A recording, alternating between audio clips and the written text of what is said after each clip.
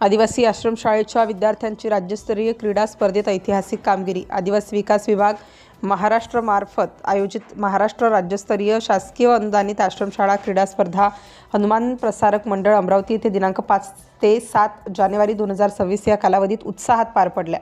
या स्पर्धेत राज्यभरातील सुमारे 2000 खेळाडूंनी सहभाग नोंदवला होता. या प्रतिष्ठित स्पर्धेत शासकीय माध्यमिक तथा उच्च माध्यमिक आश्रमशाळा बेलदा येथील 3 विद्यार्थी सहभागी झाले होते.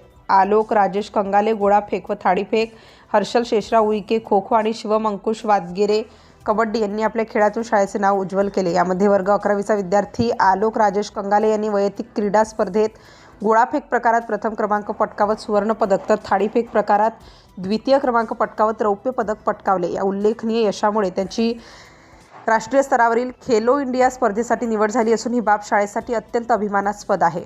शासकीय आश्रमशाळा बेलदा या शाळेच्या 50 वर्षाच्या इतिहासात प्रथमच अशी उल्लेखनीय कामगिरी झाल्याने शाळेच्या शिरपेचात मानाचा तुरा रोवला गेला आहे. या यशाबद्दल माननीय प्रकल्प अधिकारी नितीनजी इसोकर, सहाय्यक प्रकल्प अधिकारी श्री राहुल काकडे तसेच शिक्षण विस्तार अधिकारी नागपूर यांनी विद्यार्थ्यांचे अभिनंदन केले.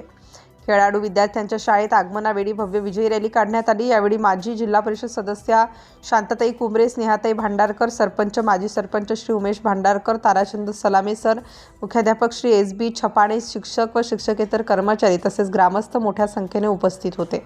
या यशामागे क्रीडा शिक्षक श्री प्रशांत पिल्लारे, प्रशिक्षक श्री प्रशांत कोकोडे आणि अर्जुन कुंबरे यांच्या अथक परिश्रमाचे मोलाचे योगदान असल्याचे सर्वांनी मान्य केले. सिटी इंडिया न्यूजसाठी प्रतिनिधी राहुल कडू, नागपूर ग्रामीण.